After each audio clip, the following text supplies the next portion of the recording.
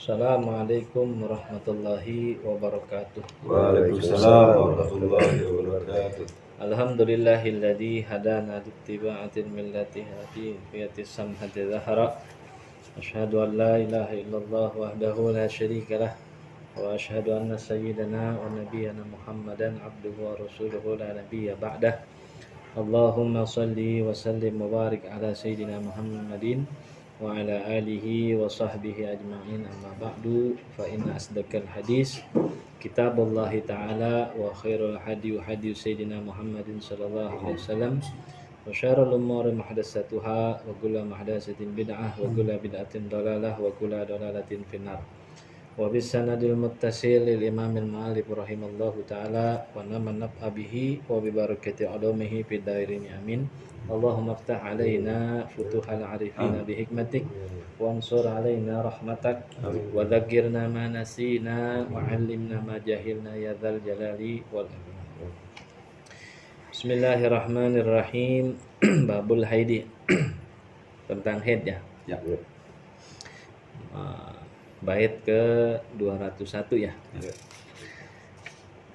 Imkanuhu min ba'di tis'in wa akal yaumun wa lailatun wa aktsarul ajal. Khamsun ila asyaratin wal ghalib sittun wa illa sab'atun tuqarib.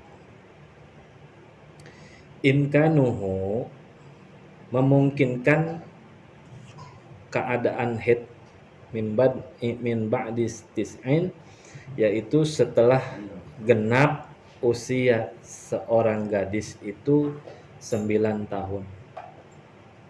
9 tahunnya Komariah. Komariah berarti Hijriah. Kalau Masehi Samsiah. Nah, diingat-ingat tuh. Jadi 9 tahunnya adalah 9 tahun Hijriah, Komariah hitungannya. Nah, kalau dikonversi kepada Masehi, maka 8 tahun 11 bulan 14 hari. Nah, jadi pentingnya tuh gini, kalau kita punya anak perempuan, dia lahir tahun berapa tuh secara Masehi. Sekarang kan udah gampang dah, tinggal buka Google nih. Wah, anak saya lahir 1 Januari tahun seumpama 2005. Ketik aja di Google, judulnya kalender Jawa atau kalender Hijriah 1 Januari Tahunnya tadi 2005. Enter, tik, nanti keluar Hijriahnya. Keluar tuh. Atau kalau masih berbentuk kalender, entar lihat aja tuh angka yang Arab. Dia jatuhnya tuh di bulan apa nih secara Hijriahnya? Apa di bulan Muharram, apa di bulan Safar, apa di bulan Maulud, tuh ada tuh. Biasanya sumpama Jawanya apa? Dianya Safar apa gitu. Nanti Masehinya sumpama Januari itu. Seperti itu. Itu kita tandain tuh. Nah, nanti pada saat dia keluar haid secara Masehi, katakanlah bener gak 9 tahun pas dekon. Ya umpama gitu pagi-pagi, ya kok aku keluar darah sih gitu, kok kasur ada darah sih. Nah, itu si bapak tuh orang tua langsung ngecek dari tanggal lahir dia. Apabila secara Masehi sudah 8 tahun 11 bulan 14 hari darah itu keluar tepat di tanggal itu, maka darah itu disebutnya haid. Tapi kurang sehari, umpama 8 tahun 11 bulan 13 hari keluar belum, itu namanya istihadah. Makanya pas kalau punya anak perempuan gitu tuh harus diperhatiin bener tuh, karena beda kalau laki kan tanda baliknya tuh ihtilam, dia mimpi gitu. Kalau sampai dia nggak mimpi, kadang dia mimpi aja dia nggak ngomong. Kalau anak laki gitu. Kalau anak perempuan kan biasanya karena satu kejadian yang belum pernah dialami, kaget, biasanya dicerita atau dia wah kok aku kasurku ada darah, nah, gitu. Itu nggak bisa disembunyiin lah ya. Ya, jadi dia akan ngomong. Nah, itu kita sebagai orang tua cari tahu tuh. Nah, kayak gitu. Jadi 8 tahun 11 bulan 14 hari secara Masehi, maka disebut Komariah itu genap 9 tahun. Jadi Komariah atau Hijriyah itu lebih tua daripada Masehi. Paham ya? Iya. Masehinya baru 8 tahun 11 bulan 14 hari, Hijriahnya udah 9. Karena hari dari bulan-bulan Hijriah itu nggak ada yang 31. Iya. Nggak ada yang jarang yang 30 dan banyak kan 29. Gitu. Jadi selalu selisih setiap bulan dengan Masehi. Gitu. Makanya lebih cepat. Gitu jadi. Jadi seumpama kalau kita sendiri nih umur ente berapa? Kalau kita ngomong Masehi, ya mungkin belum sampai sekian. Tapi kalau ngomong Hijriah, kemungkinan udah sampai tuh, gitu. Kemungkinan kita udah sampai, usia kita lebih tua. Nah, kemungkinan seperti itu. Jadi sekarang jadi pertanyaan. Seumpama ada anak gadis keluar darah pada usia, kita ngomong Masehinya nih, 8 tahun 11 bulan 10 hari keluar darah sebanyak 7 hari ke depan. Nah, gimana ngitungnya? Kan rumusnya tadi udah tahu tuh, 14 hari. Sekarang nih bocah, nih gadis, 8 tahun 11 bulan 10 hari laporan dia keluar darah. Nah, gimana kita nih ngitungnya? Selama 7 hari.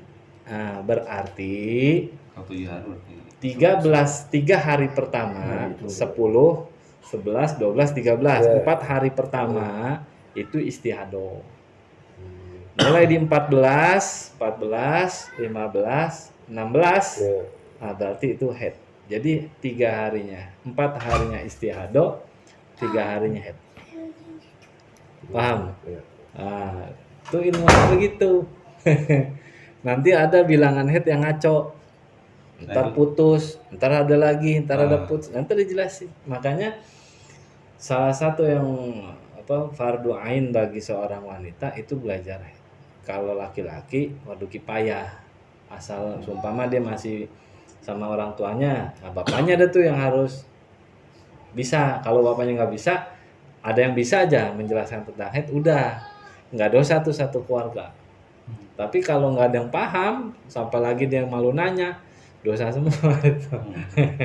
Makanya nggak boleh sembarangan gitu. Masalah itu harus seperti itu. Paham sampai sini? Paham ya? Ini buat awalan. Nah, hal-hal yang di awal dia haid pertama tuh, kalau bisa dalam 1 tahun dia haid itu di record. Jadi awal haid dia 5 hari, tulis tuh anak kasih catatan haid pertama 5 hari, terus kan bersih tuh. Nah, dapat haid kedua tuh selesai berapa hari, catat di record sampai 1 tahun. Nanti recordnya itu akan dipakai apabila terjadi haid yang ngaco. Jatuhnya ini nanti ada, soalnya ada 2 pendapat imam tuh. Nanti ada ada Ibnu Hajar Asqalani sama Imam Rafi, itu beda pendapat. Nanti ada beda pendapat mau pakai yang mana, tapi harus ada dasar data yang kuat gitu. Ini nggak bisa sembarangan. Berarti itu jadi base ya Tata? Iya. Jadi base buat kita, buat patokan ya. Gitu. Ini yang kayak di majelis Karawaci itu gitu, ada kan anaknya tuh baru haid tuh. Jadi waktu saya ngaji, saya bilang, mau salaman, udah haid belum gitu? Belum Pak Ustadz, kata keluarganya kan. Ya udah salaman. Minggu besok ketemu udah haid. Batal. Jadi udah nggak boleh salah. Pak Ustadz ini udah haid. Oh ya udah. Jadi pas banget ketemu babnya jelasin. Akhirnya dia nyatet untuk selama setahun kan baru berapa. Umurnya berapa Tat yang di Kelas 1 SMP. Dia baru head 1 SMP. Oh jadi nggak acuan umur itu nggak mesti ya? Biasanya Itu yang paling muda ini. Pokoknya yang paling kalau batasan minimum usia tuh segini. Ada yang nggak head, gitu. Tapi kalau sampai 15 tahun mau perempuan mau laki. Yang perempuan kagak pernah haid, yang laki nggak pernah. ihtilam, masuk 15 tahun. Berarti 14 tahun, berapa 11 bulan, 14 hari itu secara gitu. Umpama. Nah, itu berarti dia udah balik. Udah balik. Jadi 15 tahun atau 9 tahun minimum angka tahun 9 atau maksimum angka tahun 15 itu dihitung dengan Komariah atau Hijriah, bukan dengan Samsiah atau Masehi. Paham? Paham ya. Jadi di record nanti akan ada di bait selanjutnya nanti tentang head yang ngaco. Record itu penting untuk dia berijtihad, dia jadi bisa melakukan ijtihad sendiri. Karena dia ngerti. Kalau ditanya Ustadz harus tahu recordnya. Karena dia udah punya record, dia bisa berijtihad. Ini head apa bukan? Saya batalin sholat apa enggak? Saya terusin puasa atau enggak? Karena dia punya record. Dan dia bisa memakai pendapat Imam Anu. Kuat dia. Itu yang disebut ibadah pakai ilmu. Karena kan nggak mungkin seorang ustadz atau apa ditanya dan ustadz nanya secara detail, itu kan hal yang kadang nggak ada, tabu. Jadi seorang perempuan tuh harus punya record sendiri sehingga dia sudah mengetahui ilmu tentang haid, dia bisa berijtihad dengan yakin bahwa ini haid, oh ini udah selesai gitu. Karena dia punya record gitu. Maksimumnya berapa hari dia dalam masa haid itu. Mungkin ada awal haid 5 hari bersih, ntar datang di bulan berikutnya baru datang lagi 7 berikut terus tuh kan maksimum 15 gitu. Nanti ada yaumun walailatun wa aktsarul ajal khamsun ila asyarati wa ghalib situ wa ila sab'atut tuqarib. Dan paling sedikit lamanya waktu haid yaumun walailatun, sehari semalam. Wa aktsarul ajal khamsu ila asyarah. Dan yang paling lama waktunya adalah 15 hari. Wal ghalibu situ.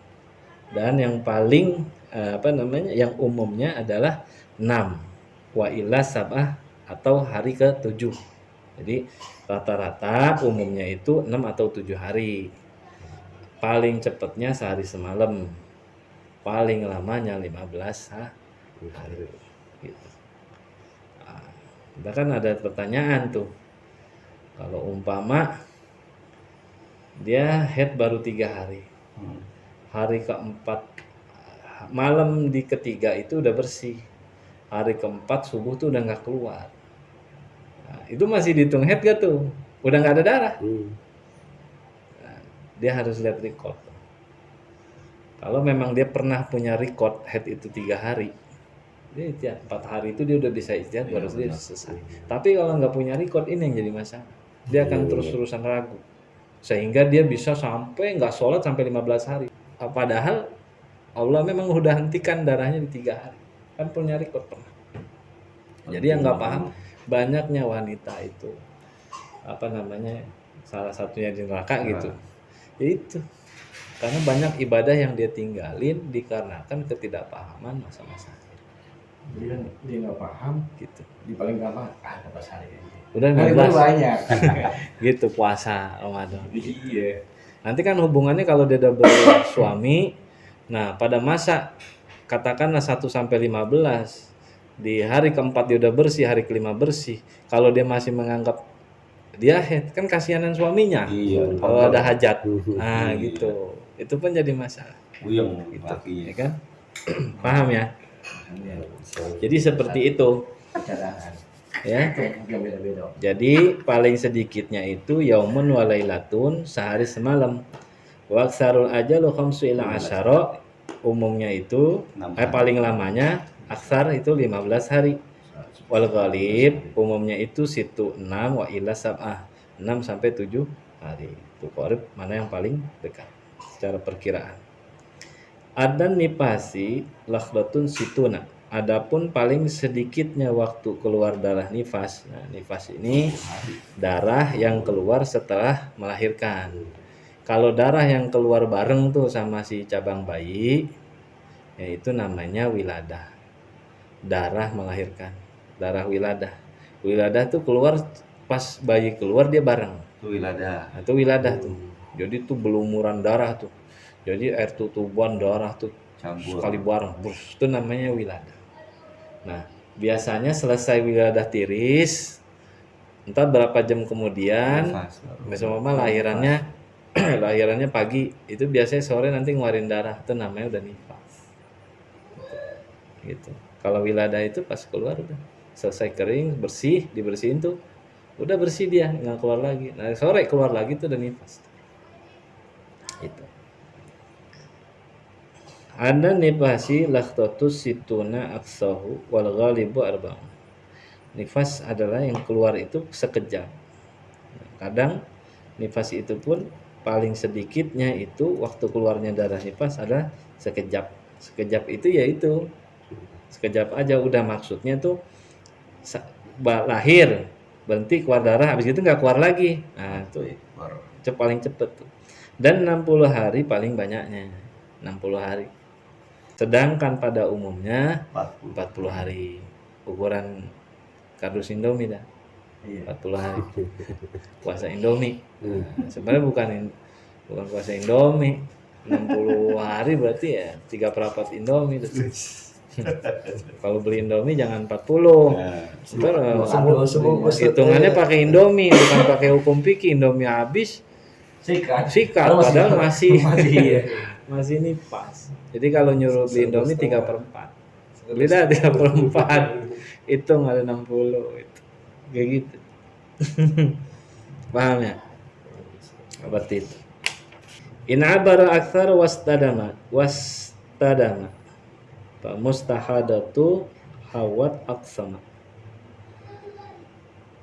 Apabila keluar darahnya itu melebihi batas paling banyaknya, yakni 15 hari setelah haid.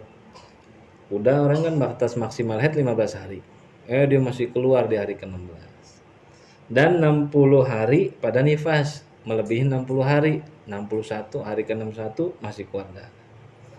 Dan terus keluar, maka pastahadatu, maka itu disebut istihadah, darah penyakit. Hautu aksama, yang mengandung beberapa pembagian nanti. Jadi gitu.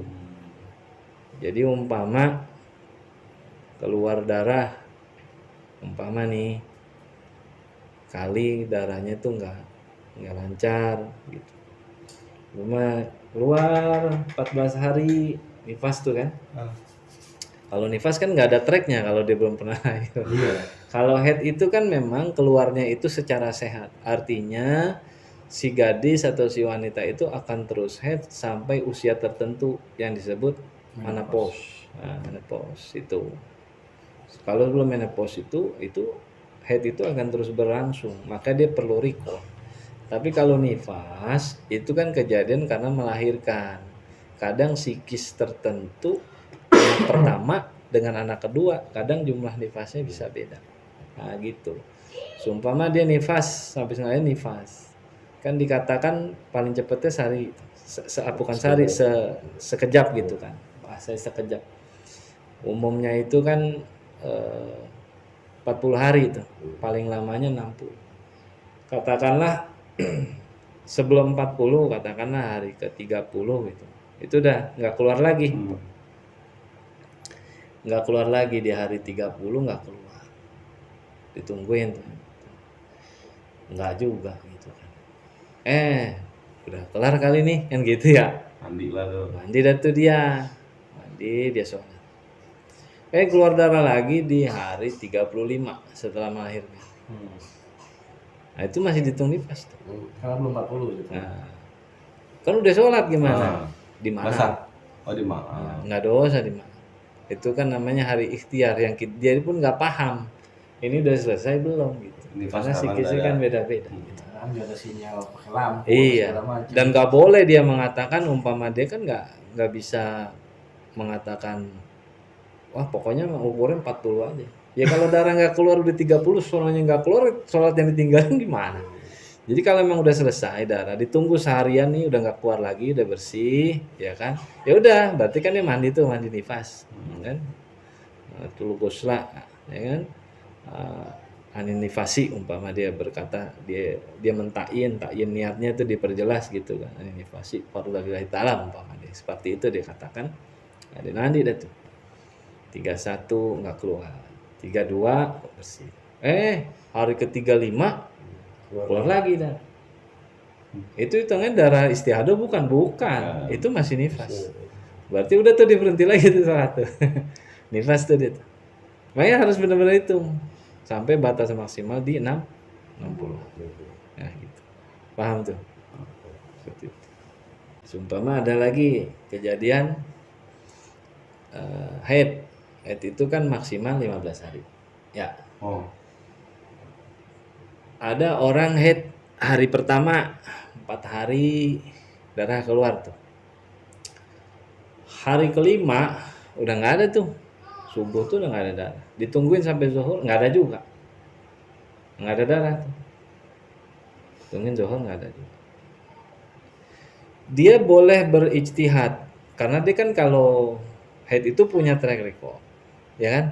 Boleh dia berijtihad kalau dia punya record dia pernah ngalamin haid itu hanya 3 hari. Berarti di hari keempat itu dia tunggu subuh nggak keluar, zuhur nggak keluar, bersih, bukan berarti flek ya. Ini bersih bener-bener. Kalau masih ada flek, mau warnanya kuning, itu masih dihitung haid. Masih mungkin lagi nirisin, bahasanya mah nirisin gitu. Tapi ini mah nggak ada, dikasih kapas, diganjel gitu, nggak ada, bersih, nggak ada. Nah, tuh wanita harus seperti gimana tuh mutusinnya? Lihat, dia punya record gak dulu yang haidnya 3. Kalau dia punya, udah dia boleh beristihad bahwa saat itu dia sudah selesai. Nah makanya kalau dia mandi berarti dikodok tuh subuhnya sama zuhur. Kalau zuhur sampai terlewat asar kan, kodok tuh. Waktu tunggunya kan, tadi kan di subuh nih tungguin, nggak keluar. Zuhur Nggak keluar. Ya udah. Waktu tunggunya hanya sebatas sampai zuhur atau hanya subuh aja? Nggak digenapin asar nih, tungguin dulu waktu sholat. Karena kalau kita wajib kodo haid itu 2 waktu akhir. Itu sebenarnya darah tuh sudah selesai. Cuman ada waktu ikhtiar kita itu memastikan, maka kita belum sholat dulu tuh si orang wanita. Seumpama subuh kan isya tuh seumpama tidur masih kelihatan lah, udah agak hilang gitu kan, tapi ada kuning-kuning mungkin ya. Pas subuh tuh udah nggak ada sama sekali tuh. Dites pakai kapas gitu, diganjel, masukin, dicek, lihat nggak ada. Zuhur gitu juga. Nah asar tuh udah harus mutusin tuh. Kalau memang dia punya record bahwa dia pernah mengalami haid hanya 3 hari, maka dia langsung tuh mandi, sholat asar, atau mandi, habis gitu dia kodok subuh, kodok zuhur, baru asar adaan. Nah gitu. Jadi boleh yang sholat yang bukan di awal waktu kita sholat buat kodo itu. Kalau kodo itu sesempatnya, lebih cepat lebih baik. Orang-orang mau bayar utang, jatuh temponya besok, tapi ini malam mau datang ke rumah inti mau bayar, terima nggak? Terima lah. Jatuh temponya besok asar. Mau bayar utang, cuma ntar ya hari Sabtu sore dan ke rumah gitu. Oh ya udah. Saya kalau lagi. Jangan malam WA telepon. Kayaknya mau ke rumah ente nih malam nih nganterin duit bayar utang. Kira-kira bukain pintu nggak? Bukain. Kayak gitu dah. Jadi gitu. Jadi dua waktu sholat yang menyatakan dia sudah selesai, 2 waktu sebelumnya itu dikodok. Nah ini yang banyak para wanita tuh nggak tahu. Itu bahayanya. Itu ijma'ul ahli sunnah wal jamaah itu sepakat 2 waktu menjelang selesainya itu wajib kodok, karena boleh jadi di 2 waktu itu sebenarnya udah selesai, cuma ada masa dia ikhtiar memutuskan berijtihad gitu. Nah kalau dia pakai ijtihad begini berarti dia pakai ijtihadnya Ibnu Hajar karena dia punya track record. Tapi kalau nggak punya track record, dia nggak punya nih track record, dia nggak tahu nih masih ada bangga gitu, dia nggak inget dah track recordnya dia gitu. Maka itu dianggap haid aja tuh, untuk diambil seumpama masa umum 6-7 hari sampai 6-7 hari itu boleh juga. Kalau dia mau pakai itu namanya apa namanya itu Imam Rafi'i itu seperti itu. Tapi yang bagus itu memiliki track record gitu. Dia harus benar-benar paham track recordnya dia gitu. Seperti itu. Waktu tuhri amma aqalluhu wa nisfu syahr 25.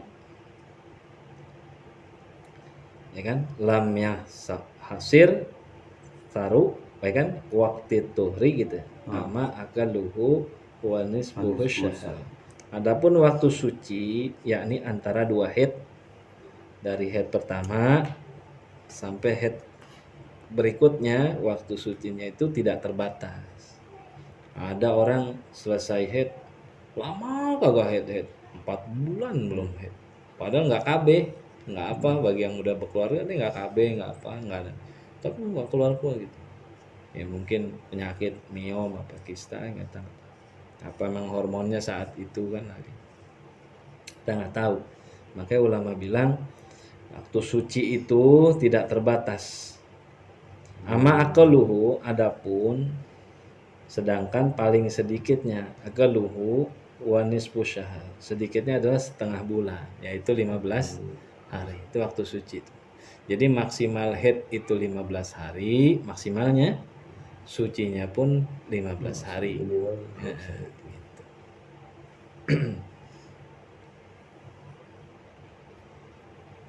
Umpama ada orang haid tanggal 1 Januari. 1 Januari dia haid. 2, 3, 4, 5, 6, 7 haid. Hari ke-8 udah berhenti banget gitu. Kalau masih ada warna kekuningan, istilahnya flek, itu masih dihitung haid gitu kan. Nah, ini benar-benar bersih nih. Hari ke-8 bersih. 9 bersih, ya kan? Hari ke-14 keluar lagi darah. Sampai hari ke-17. Nah, itu gimana? Darah yang keluar di 14 itu haid. Sampai 15 haid. Wajib mandi tuh. Jadi mandi 2 kali dia. Kan sempet 7 dia, di 8 dia berhenti, udah mastiin suci, dia cek pakai kapas juga udah nggak ada plek-plekan, maka dia mandi tuh di hari ke-8. Ternyata masuk hari ke-14 dari haid yang pertama, dari hari haid itu keluar lagi darah. Nah, dia harus bisa mutus bahwa ini adalah darah haid gitu. Wah, ini haid lagi berarti nih. Masih haid yang pertama, gelombang pertama belum selesai. Gitu, nyusul, ada susulan darah gitu. Artinya tuh dia punya haid enggak runtun. Artinya ngacak, dia punya haid tuh ngacak. Nah, 15 pun masih haid tuh. 15 kan udah maksimal. Nggak bisa tuh, coba nunggu besok keluar darah lain. Enggak, kan udah 15. Kalaupun besok keluar, itu udah istihadah. Dia malam 15 selesai, dihitungnya 1 hari tuh, 15 1 hari tuh. 15 24 jam tuh, keluar darah tuh dianggap 1. Maka dia mandinya tuh di subuh, umpama subuh 16. Umpama udah nggak keluar tuh. Wah, udah nggak keluar nih, subuh dia lihat jam 3 mau tahajud apa mau ngecek, wah udah sama sekali udah bersih gitu, umpama gitu, udah dia mandi, dapat sejam habis subuh keluar lagi darah, itu udah istihadah, udah wajib sholat tetap, cuman nanti dia masuk kepada hukum yang namanya itu orang yang selalu daimul hadas namanya, masuknya hukum daimul hadas. Jadi nanti cara wudunya harus masuk waktu, sama dia wajib bersuci dulu, bersih-bersih, lalu ditampel, kalau sekarang mungkin ada pembalut ya, supaya darahnya nggak netes ke pakaian. Nah itu, cuman syaratnya adalah masuk waktu sholat, dan nggak bisa dipakai untuk 2 sholat. Jadi setiap sholat dia harus ganti pembalut. Kalau istihadah berarti nggak ada mandi untuk menghilangkan. Enggak. Ya. Cuma bersihin doang kan? Bersihin, cebok, wudhu, dah gitu aja. Seperti itu. Istihadah tuh. Summa aqallul hamli situ ashhuri wa arbatu a'wami aksal. Kemudian paling sedikitnya kehamilan, masa kehamilan tuh dari hamil terus keluar gitu, itu paling sedikitnya 6 bulan. Jadi ada tuh orang yang 6 bulan udah brojol, udah harus keluar, mungkin psikis, kondisi stres, akhirnya air tutubannya keluar. Secara 6 bulan kan anak udah sempurna tuh fisiknya, mungkin bobot badannya yang masih kurang, tapi secara fisik sempurna, tangan udah ada umumnya, udah ada, ya udah dia lahir. Itu masa sedikitnya itu. Dan masa paling lamanya orang hamil itu sampai 4 tahun. 4 tahun. Ada yang 2 tahun ada. Ulama-ulama dulu tuh kalau nggak hilap gitu, maksudnya nggak lupa dengar cerita tuh, itu si Abdul Qadir tuh kalau nggak salah 2 tahun. 2 tahun 4 tahun saya. Di perut ibunya itu keluar pinter. Sama Nabi Isa pun begitu, lama keluar. Seperti itu. Jadi ketetapan yang dibuat ulama fikih ini bukan ngasal, tahunan ini. Survei, sumpama dia survei di daerah Mekah, ditanya tuh perempuan-perempuan Mekah, sensus, dicek tuh penelitian, dipindah lagi ke Madinah. Betahu itu lama ini untuk menyatakan nggak sembarangan. Makanya cari deh nih kalimat ini di Al-Quran, kalau ada silahkan. Paling sedikit kehamilan 6 bulan, paling lama 4 tahun, cari kalau ada. Gimana kita nggak mau ngikutin ulama kalau disuruh balik ke Quran, keder. Nah, nggak ada. Ini ulama nih, hasil ulama. Kan Quran cuman bilang kalau wanita engkau lagi haid jangan kau dekati, kan gitu kan, tunggu sampai dia suci, kan di ayat Quran begitu doang, nggak ada tuh lamanya, masa nggak ada, ulama lah tuh, ditanyain tuh perempuan si sensus, si anak si anu 6 bulan lahir bener 6 bulan, tulis tuh daerah mana nih, ditanya, entah biasanya kebiasaan makannya apa gitu, itu di sensus seperti itu. 6 bulan. Paling lama ada di sana daerah gunung. 4 tahun baru keluar. Ada itu. Bilang cara yang cepat sama cara yang sampai segitu. Artinya ulama tuh bikin kitab, bikin fatwa, bikin apa itu bukan nggak sembarangan itu. Iya. Jadi kita kalau disuruh harus ngulang, waduh, berani bikin sensus sendiri itu susah gitu. Dan masa kehamilan ini dia penting. Kenapa kehamilan ini di minimum 6 tahun? Secara fisik sudah sempurna. Kedua, untuk menjatuhkan nasab anak. Kalau ini anak lahir belum 6 bulan tuh, maka ini anak bisa jadi nggak bernasab kepada bapaknya, mungkin sudah duluan. Udah anak gitu, sudah duluan. Beda sama keguguran, beda ya. Ini secara fisik sudah sempurna. Jadi untuk menentukan, seumpama ada seorang wanita hamil, katakanlah di luar nikah, lalu dinikahkan. Secara hukum fikih ini yang paling populer yang disepakati itu nggak wajib mengulang. Mengulang itu hukumnya sunnah. Jadi nulang nikah itu hukumnya sunnah. Gitu. Yang haram dinikahi wanita hamil itu adalah wanita hamil dalam masa iddah. Artinya iddah berarti pernah nikah dan terjadi perceraian. Berarti hamil yang tidak boleh dinikahkan hamilnya seorang janda dalam masa iddah hamilan. Gitu. Bukan usia. Kalau perawan kan nggak ada iddah. Maka hukum Quran itu nggak ada yang menjelaskan untuk perawan. Maka dinikahkan itu gadis karena hamil di luar nikah, nikahnya itu sah. Nggak usah diulang. Bukan ngitung berapa usia kandungannya. Enggak, setelah dia nikah, kan udah hamil duluan tuh. Nanti dia nikah, boleh gak tuh si suami baru atau suami yang bertanggung jawab, si laki gitu. Tadi kan tidurin akhirnya. Nah, dari titik dia nikah akad tuh dia bareng tidur bergaul gitu. Kan sampai udah ngisi gitu kan bahasanya. Sampai nanti terus ke ujung sono.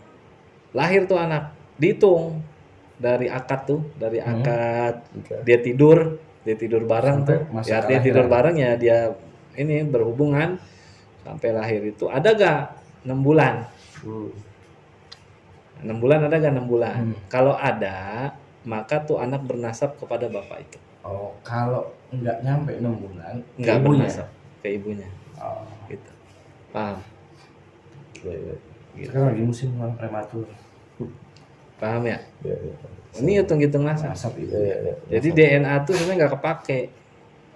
DNA itu khusus orang-orang yang mendalami mungkin tentang apa ya? Ya hanya gen-gen doang. Tadi kalau dalam pernasaban Islam fikih itu nasab itu karena pernikahan yang sah gitu.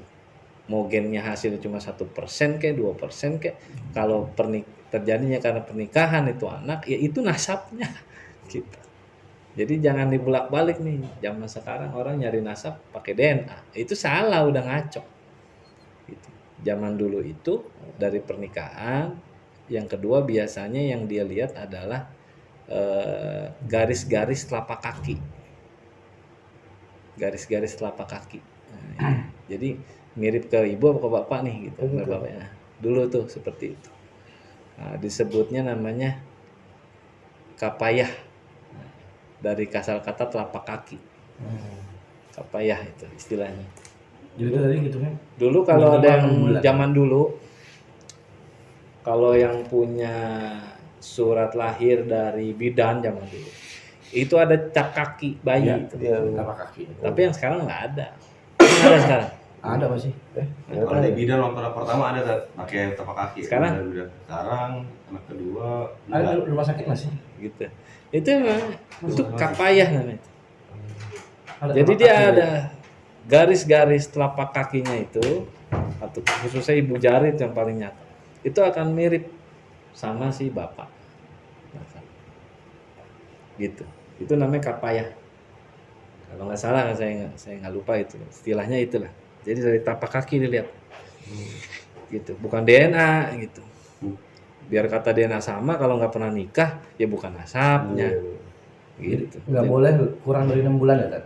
Nggak boleh. Meskipun kurang sehari tuh nggak boleh. Nggak bisa. 6 bulan, gitu. Iya tuh nggak bisa untuk menyatakan nasabnya tuh seperti itu. Tapi kalau nggak terjadi pernikahan, nggak terjadi kehamilan di luar nikah, memang seorang gadis ketemu perjaka nikah, lalu dapet kemungkinan dia nikah setelah lepas head langsung subur maksudnya hubungan dapet seminggu muntah-muntah gitu kan nyidam ngisi itu berarti kan memang benar. Iya. Nah yang dijelaskan di kitab ini tuh seperti itu. Jadi dia nikah 6 bulan tuh anak lahir, ya kan? Itu masa kecil-kecilnya kehamilan. Nah, untuk menyatakan nasab itu bisa dipakai. Waktu dari dia jima seorang wanita yang hamil di luar nikah, dinikahkan dengan lelaki yang memang berhubungan dengan dia atau Bertanggung jawab. lelaki yang digantikan, mungkin dibayar gitu kan. Yang itu kabur, akhirnya si orang tua nyari-nyari nih siapa yang mau nutupin dulu dah gitu bahasanya supaya keluarga ini nggak jelek gitu kan. Nah itu untuk menentukan pernasaban itu kalau nyampe 6 bulan itu anak lahir maka dinisbatkan pernasaban itu kepada bapaknya, Si suami. bapak yang kedua yang nikah itu jadi bapak biologis. Tapi kalau kurang dari 1 hari nggak bisa. Walaupun sebenarnya bukan bapak aslinya tapi karena bapak sambungnya itu udah lewat 6 bulan tetap dianggap itu bapaknya. Iya, asal dia pas akad selesai malam tuh langsung jima aja udah. Nambelin gitu di jima itu. Gitu. Paham ya? Karena kan syaratnya Komari ya. iya. Ya syaratnya harus ada hubungan Ada dulu kalau hubungan, enggak ya gitu. Enggak, saya nggak mau tidur sama kamu nungguin anak lahir, jangan gitu. Berarti nggak kita nasab bapaknya. Iya, kapan lu nyetornya? Udah tambal aja gitu. Itu secara hukum ada. Itu nggak apa-apa. Jadi banyak tuh di media sosial, wah itu nggak boleh, itu namanya nambah sih. Enggak. Kalau yang belajar kitab itu yang tahu ijma ulama itu boleh. Entah dia itu bapak biologis aslinya di luar nikah itu atau bapak yang nambel, artinya bukan pembuat yang pertama. Itu boleh pas malam selesai akad nikah, malamnya itu dia langsung jima gitu walaupun si perempuan itu udah mengisi gitu. Itu boleh, nggak haram gitu. Karena orang salah tafsirnya itu di Quran adalah wanita hamil. Diharam nikah itu wanita hamil. Padahal itu ayat itu tentang bab idah wanita hamil yang dicerai. Kan idahnya itu sampai melahirkan. Maka haram dinikahi. Nah, kalau wanita memiliki idah berarti kan janda. Bukan perawan. Nah, gitu. Jadi yang haram tuh nikahnya seorang janda yang sedang hamil dinikahkan tuh haram. Karena di Quran itu ada masa iddah sampai melahirkan. Jadi salah nafsirin. Jadi orang perawan memang belum pernah nikah sama sekali, lalu dia hamil, lalu dinikahkan.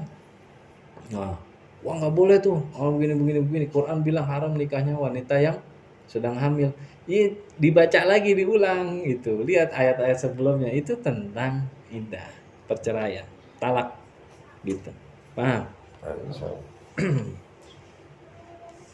Ini memang agak sedikit banyak penjelasannya ketimbang yang lain.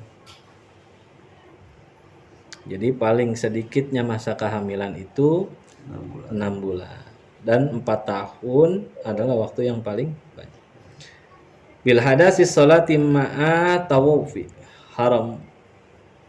harim walil balighi hamlal mushafi. Apun sepertiga tahun ya. 4 bulan paling sedikitnya terbentuknya janin. Artinya tuh 4 bulan, orang hamil 4 bulan. Kan pada syukuran tuh. Nah, itu tuh. Adapun sepertiga tahun 4 bulan adalah paling sedikitnya terbentuknya janin rupa. Dan kesempurnaannya pada umumnya adalah 9 umumnya 9 gitu. Paling sedikitnya 6 kelahiran, umumnya 9 bulan kelahiran, paling lamanya ada yang 4 tahun. Ini dalam sejarah. Jangan dicari yang 4 tahun siapa gitu, jangan dicari. Ini dalam sejarah ini. Bila hadasi salat ma'atawu fi harim wa bil balighi hamlal mushafi. Sebab hadas maka salat dan tawaf menjadi haram. Jadi kalau ada orang punya hadas, mau hadas kecil kek, hadas besar kek, tawaf itu salat dan tawaf hukumnya nggak boleh. Harus suci dari 2 hadas kecil, hadas besar. Begitu juga membawa mushaf, membawa itu berarti megang dengan sengaja dengan tujuan membawa. Bagi anak yang sudah baligh. Jadi kalau sudah baligh kan dia udah mukallaf, udah wajib dia menjaga kesucian tuh, wajib bersuci, thaharah. Kalau niat bawa Quran gitu, niat bawa Quran, maka wajib dia itu untuk berwudu.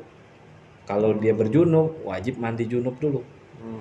Gitu. Kalau niat memang niatnya bawa. Seumpama gini, ada sekolahan itu seumpama ntar ada ekstrakurikuler tahsin Quran, disuruh bawa Quran masing-masing dari rumah kan gitu ya. Iya benar. Masuk kertas tuh. Iya. Kalau dia niatnya itu bawa Quran, maka selama dia megang tas itu dia wajib dalam keadaan suci. Tapi kalau dia bawa aja berserta buku-buku, niatnya nggak bawa Quran, itu nggak apa-apa. Dia masukin Qurannya itu ada wudu, habis gitu batal tuh tengah jalan biasa aja gitu, nggak apa-apa. Tapi kalau dari awal memang niatnya itu bawa Quran, menyengaja untuk membawa Quran tuh. Tas itu memang diprioritaskan untuk membawa Quran. Maka wajib itu dia walaupun nggak megang tapi membawa gitu. Itu belum megang itu, baru membawa itu. Kayak gitu. Sama seperti orang umpama ngambil beberapa ayat Quran, 1 atau 2 ayat Quran ya. Di kendaraan ya. Di kendaraan umpama. Kalau dia niat itu memindahkan ayat Quran, menulis di kendaraannya, maka selama nyetir wajib wudu tuh. Tapi kalau dia niat ngapa itu ayat itu seumpama ditulis haza min fadli robbi, kan kita ada ya. Ini ucapan syukur Nabi Sulaiman tuh di Quran itu, ini adalah karunia dari Allah Subhanahu wa taala. Kan ayat Qurannya gitu. Haza min fadli robbi. Nah, kalau dia ngambil ayat itu, dia tempel pakai stiker, tujuannya hanya tabaruk bahwa mobil ini adalah saya diberikan pemberian Allah gitu rezeki. Maksudnya itu doang, tabarukan. Itu nggak apa-apa. Atau bismillahirrahmanirrahim. Nah, itu kan termasuk ayat Quran. Kalau dia tulis di mobilnya atau dia pakai stiker itu dengan niat memindahkan ayat Quran ke bodi mobilnya, maka dia wajib tuh suci dari 2 hadas gitu. Di motor gitu juga sama gitu. Tadi kan yang di sini kalau tidak disengaja, contoh lagi hadis kena hadas kecil tiba-tiba ini tolong bawain, berarti nggak apa-apa gitu. Kalau masih dalam ukuran dia bisa mengambil wudhu, dia wajib wudhu. Beda dengan umpama ada secari kertas Quran yang sobek, yang jatuh dari Qurannya lalu jatuh di lantai, di mana anak-anak kita nih lagi pada lari-lari gitu kan, tapi kan diinjak, udah ambil buru-buru. Nah, walaupun kita nggak punya wudhu, udah lebih baik kita buru-buru pindahin ke bagian atas, masukin ke Qurannya. Kalau kita wudhu dulu, khawatirnya tuh dia diinjak atau diambil sobek sama dia, namanya bocah nggak tahu gitu. Nah, keadaannya seperti itu. 209 qasda wa lubatha masjidil muslimi wa bil makhidi wa nifasi haram. Juga haram menyentuh Al-Qur'an dan bagi orang yang junub, yakni orang yang berhadas besar. Haram melakukan 4 hal. Apa itu? Haram sholat, haram tawaf, haram membawa Al-Qur'an, haram menyentuh Al-Qur'an. Membawa menyentuh beda. Kalau nyentuh tuh udah megang. Kalau membawa dimasukin tas. Itu namanya membawa. Tetap haram tuh. Kalau dia berjunub. Nah, gitu. Kalau dia berhadas, hadas kecil, tinggal niatnya tuh. Oh, tas isinya apa tuh? Buku gitu, buku. Padahal di situ ada Al-Qur'an, Bang. Tapi Al-Qur'an yang penuh dengan tulisan Arab, bukan yang campur-campur tarjamah, bukan. Kalau yang campur tarjamah nggak apa-apa itu, karena nggak murni mushaf. Kalau yang murni mushaf tuh yang semuanya bahasa Arab, itu namanya murni mushaf. Kalau yang udah campur kayak Yasin, ada doa ini doa itu, nggak ada wudhu pegang juga nggak apa-apa. Tapi kalau ada Yasin yang semuanya Arab, mushaf tuh masih mushaf aslinya, nah itu nggak boleh. Qasdan walub sama masjidil lil muslim wabil mahidi wa nifasiha. Qasdan dengan sengaja bermaksud itu, dan haram juga bagi orang berniat itu apa? Membaca sebagian dari ayat Al-Qur'an bila disengaja, dan juga haram berdiam diri di masjid, dan wanita yang haid atau nifas itu haram melakukannya. Ini kejadian kalau umpama ada pengajian di masjid tuh. Pengajian gelar, pengajian di masjid ibu-ibu, pengajian ibu-ibu atau para wanita deh tuh. Nah, ada ini di masjid, itu harus tahu tuh, ustazahnya itu harus paham. Ibu-ibu gitu kan, ini masjid ya, bagi para jamaah yang sedang haid, tolong di sono udah ditempatin di luar masjid, sumpama di parkirannya, dikasih tenda, dikasih tempat duduk untuk yang haid bisa. Itu harus gitu, jangan masa bodoh. Yang penting datang ramai nyampur semua. Wah, itu tanggung jawab itu yang ngadain acara gitu. Bisa jadi kan yang wanita itu nggak paham, nggak tahu gitu. Bisa jadi kan seperti itu. Jadi kalau ada pengajian ibu-ibu, pengajian yang rata-rata gitu bercampur, ada yang masih haid, masih aktif maksudnya, ada yang menopause, nenek-nenek, remaja nyampur ngaji gitu. Umpama ada siapa ustazah siapa ngisi di masjid anu gitu, datang tuh remaja lah, semua datang dah, sampai ibu datang semua. Nah itu harus panitia tuh harus sikap tuh untuk menyediakan tempat bagi jamaah wanita yang dalam keadaan haid. Kalau main campur aja tanggung jawab tuh panitia dosanya. Kayak gitu. Sama kalau seumpama ada orang rezekinya itu nggak dibilang kaya juga enggak. Artinya dia ada panggilan saat itu, panggilan haji atau umroh. Yang untuk tahun berikutnya mungkin ya nggak bisa pergi lagi gitu. Saat itu mungkin dapat door prize atau diberangkatin orang atau dapat hadiah yang kalau dia jalan sendiri nggak punya duit. Saat itu dia diberangkatkan. Katakanlah dapat hadiah lah seorang wanita ini untuk umroh. Nah, dia tuh harus tahu ntar di waktu dia di Mekah itu tanggalan haidnya bukan. Itu harus tahu tuh. Harus kalau dia tahu wah ini saya nih udah bentar lagi masa suci udah habis. Bisa jadi saya nyampe sono 2 hari di sono langsung haid. Karena masa suci saya udah habis nih.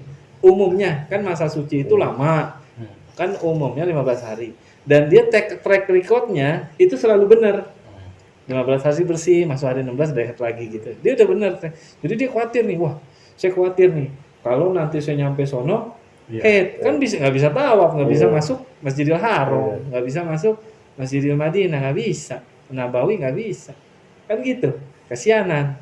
Nah orang yang seperti ini, keadaan seperti ini, karena satu kondisi, satu ini pergi yang mungkin tidak setiap tahun dia bisa lakukan, apalagi keadaan dia gratisan gitu ya, maka boleh dia itu meminum obat atau suntik penunda haid sebelum haidnya itu keluar.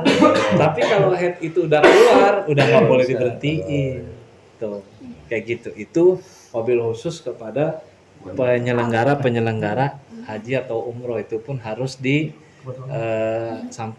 tuh dalam manasik. Nah, jadi dalam manasik tuh dia harus sampaikan, ibu-ibu, ini ya, besok kita berangkat tanggal sekian. Ayo nih, pikirin nih siapa yang bakalan di sono haid. Nah, wah saya, coba deh yang kiranya memang tanggalan haidnya di tanggal segitu, ntar tapi acara maju ke saya. Nah gitu. Udah tuh dia maju, didaftar, dicatat tuh nama-namanya untuk menyiapkan biaya tambahan suntik penunda haid. Itu boleh kalau dia belum. Tapi nggak boleh untuk menunda haid karena ingin puasa pol, nggak boleh, haram. Karena kan puasa itu dia berada dalam mukim di rumahnya di Indonesia dengan tenang. Ribet kalau kodo-kodo, ntar saya bayar kodo kamu enak-enakan pada makan, saya sendiri bayar kodo. Enggak, mending suntik aja deh biar 1 bulan saya bisa pol. Nggak boleh. Suntik penunda haid tujuannya untuk menunda Ramadan supaya pol. Nggak boleh, haram.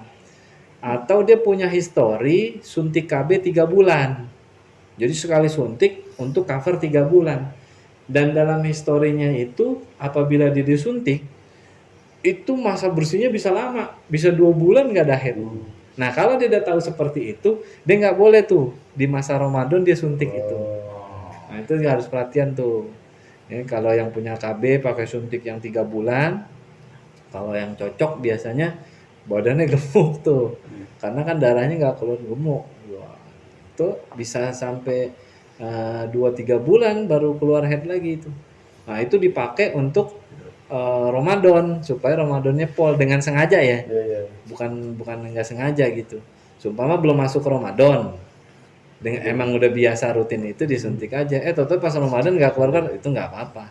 Tapi kalau dia dengan sadar, bidan besok udah mau puasa nih, gue suntik 3 bulan dah, biar puasa gopol, nggak boleh, haram, nggak boleh gitu. Karena dengan dia tidak berpuasa, dengan dia tidak sholat, karena memang perintah Allah untuk orang haid itu jangan sholat, berarti dia kan udah patuh, ya kan, patuh perintah dong. Nah berarti dia adalah orang yang bertakwa. Jadi nggak selamanya orang yang bertakwa itu orang yang menjalankan ibadah dengan sempurna, artinya puasa 30 hari, sholat kagak pernah ditinggal. Bagi perempuan enggak, perempuan itu punya masa haid. Dengan dia meninggalkan, ikhlas meninggalkan puasa karena haid, ikhlas nerima darah yang keluar karena puasa. Udah puasa udah jam 4, jam 5 udah mau maghrib keluar darahnya, ikhlas ridho dia, pahala puasa dapat. Lalu dia langsung berbuka saat itu, wajib dia batalinnya dia itu adalah bentuk ketakwaan dia kepada Allah Ta'ala, karena perintah Allah bagi orang haid haram berpuasa. Itu termasuk bentuk ketakwaan. Kan tujuan puasa membentuk orang takwa, kan gitu. Jangan sampai dia terusin puasanya padahal Allah melarang dia untuk meneruskan puasa dikarenakan haid. Jadi harus paham tuh ya. Asit tamattu'in bi ru'yatin wal masi baina surati wa rukbah ila ightishalin au badilin yamtani as-saumu wat talaku hatta yang qati. Nah, 6 hal tersebut tuh ya salat, tawaf, membaca Quran, membawa Quran, menyentuh Al-Quran, membaca sebagian dari ayat Al-Quran dengan sengaja, dan berdiam diri di dalam masjid itu haram bagi orang yang memiliki hadas besar, junub. Kalau udah bawa Quran tuh nggak boleh. Dan bagi seorang laki-laki diharamkan yaitu apa itu wa masih bainas sarati warukbah, yaitu bersenang-senang dengan istrinya itu tatkala dia lagi haid atau nifas, bainas surah warukbah, di antara pusar dan lutut. Nah itu haram, nggak boleh gitu. Ilaktisali, hingga dia mandi, au badili, atau mengganti mandi itu dengan tayamum. Kalau umpama bagi dia seorang yang kondisi lagi sakit, udah haid, udah nifas, kena cacar parah juga, nggak boleh kena air. Haidnya selesai, dia mau mandi nggak bisa kan, maka ada cacar, kata dokter nggak boleh kena air. Ya udah, maka dia bertayamum. Nah gitu.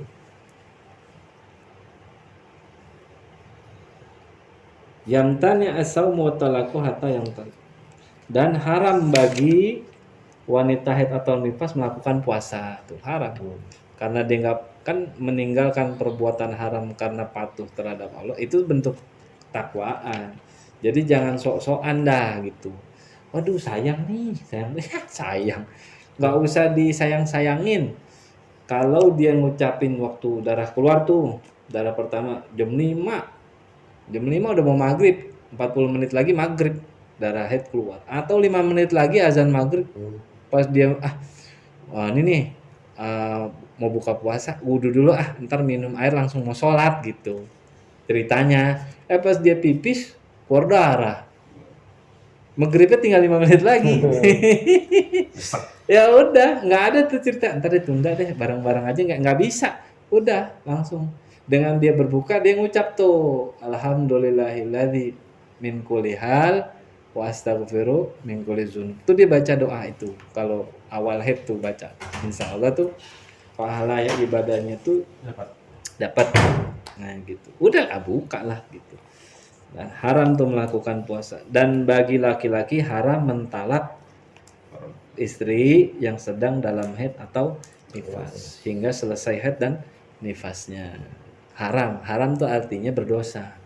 Kalau perihal sah, dia talak tuh, si istri ditalak dalam keadaan haid atau keadaan nifas, ditalaknya jadi, cuma dosa, si lakinya itu dapat dosa. Karena apa? Karena masa iddahnya, apalagi kalau iddahnya talaknya talak 3, iddahnya itu makin panjang. Selesai nifas ditambah lagi 3 bulan 10 hari, kasihanan perempuannya gitu. Jadi kalaupun nanti ketemu masa haid lagi, jadi dia nikah yang apok ya laki kedua, nggak bisa langsung nyobain. Itu sampai segitu tuh dia pikirin. Iya, kalau serah terima jangan nyusahin. Itu sampai sebegitu lama tuh pikir. Nggak boleh mentalak wanita atau istri itu dalam keadaan haid atau nifas. itu dipikirin kalau sampai talak kasihanan yang nyambung. Iya. Dia harus nunggu lama Itu kan untuk estafet yang dulu ya. tidur bareng untuk berjima. Sampai seperti itu. Wallahu a'lam. Paham ya? Boleh paham lah enak. Al-Fatihah min qabul wa tammin kulli syai' wa ma'mul salisan zahiran batinan fid din wa dunya akhirah. Darjatan li kulli syarr jalibatan li kulli khair lana li ahbabina wa li walidina wa masyayikhina malat bil afiyah. Wa lan yahanallahu yanwir qulubana wa qadibana ma'ad-duqa wal hada wal afaf wal mauti ala dinil islam wal iman bil amanatin wal imtihan bi haqqi sayyidina al-adnan ila hadratin nabi. Al-Fatihah. Bismillahirrahmanirrahim. Alhamdulillahi rabbil alamin. Iyyaka na'budu wa iyyaka nasta'in. Ihdinas siratal mustaqim. Siratal ladzina an'amta 'alaihim ghairil maghdubi 'alaihim waladdallin. Amin. Wa minkum. Assalamualaikum warahmatullahi wabarakatuh.